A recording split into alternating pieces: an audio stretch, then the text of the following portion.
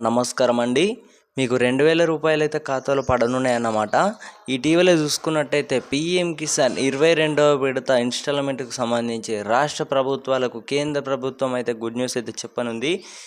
ఖచ్చితంగా ఇప్పటికే మీకు ఈ 4 నెలలైతే పూర్తి కావడమే జరుగుతుంది. మీ ఖాతాలోకైతే 2000 రూపాయలైతే పడనున్నాయన్నమాట. ఈ యొక్క ఇన్ఫర్మేషన్ అయితే ఈరోజు రావడమే జరిగింది. పీఎం కిసాన్ సంబంధించి దేశ ప్రధానమంత్రి గారు అఫీషియల్ వెబ్సైట్లో కూడా మనకు ఇంటర్ఫేస్ అనేది కూడా రావడమే జరుగుతుంది. త్వరలోనే చూసుకున్నట్టయితే అతి త్వరలో మీ అందరికీ కూడా 2000 రూపాయలు అయితే పడతాయి. సో అందరు కూడా తప్పకుండా ఈ పనులు అయితే పూర్తి చేసుకోండి. ఈ కేవైసీ ప్రక్రియ మార్పులు అయితే చేయడమే జరిగింది. ఈ కేవైసీలో మార్పులు అయితే చేశారన్నమాట. అవి ఏం మార్పులు, అలాగే ఎవరికి 2000 రూపాయలు అయితే పడనున్నాయి, రైతులందరికీ కూడా ఈ యొక్క ఇన్ఫర్మేషన్ ఎంతో యూస్ఫుల్ అయితే అవుతుందన్నమాట.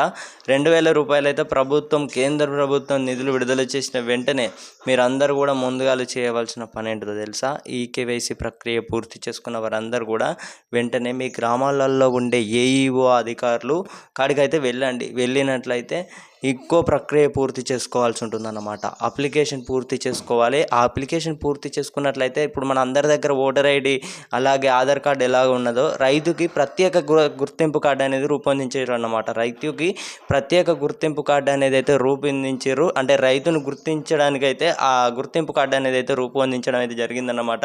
కేంద్ర ప్రభుత్వం మరియు రాష్ట్ర ప్రభుత్వ పథకాలు పొందాలనుకున్న వారందరూ కూడా ప్రతి ఒక్కరైతే మీకు రైతు భరోసాకు సంబంధించి అమౌంట్ పడాలన్నా ఆ కార్డు అయితే తప్పనిసరి అన్నమాట. ఆ కార్డు అందరికీ కలిగి ఉండాలి.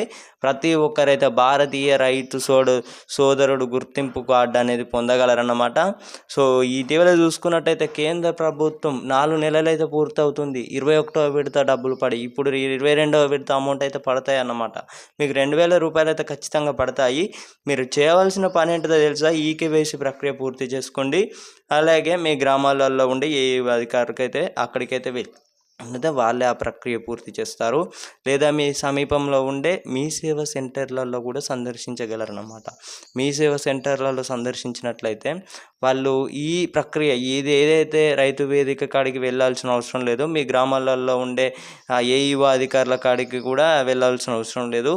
మీ సమీపంలో ఉండే మీ సేవా సెంటర్ కాడికి అయితే వెళ్ళినట్లయితే ఈ ప్రక్రియ గురించి కూడా వారే పూర్తి చేసిన తర్వాత మీకైతే ఒక వారంలోగా చూసుకున్నట్టయితే గుర్తింపు కార్డు అనేది అయితే రావడమే జరుగుతుందన్నమాట. రైతుకి గుర్తించి కేంద్ర ప్రభుత్వం అయితే ఈ నిర్ణయం అయితే తీసుకోవడమే జరిగింది. రాష్ట్ర ప్రభుత్వాలకు తెలంగాణ ప్రభుత్వం రైతు భరోసా అమౌంట్ మీకు పడాలన్నా ప్రతి ఒక్కరైతే ఈ గుర్తింపు కార్డు అయితే పొందగలరన్నమాట. ప్రభుత్వం నిధులు విడుదల చేసిన వెంటనే మీ అందరికీ కూడా ఏ డబ్బులు అనేవి అయితే పడలేదని అయితే మళ్ళీ మీరు బ్యాంకుల చుట్టూ తిరిగారనుకోరి ప్రయోజనం ఉండదు. సో అందరు కూడా ఈ యొక్క ప్రక్రియ పూర్తి చేసుకోగలరన్నమాట. సో ఇదన్నమాట ఇన్ఫర్మేషన్.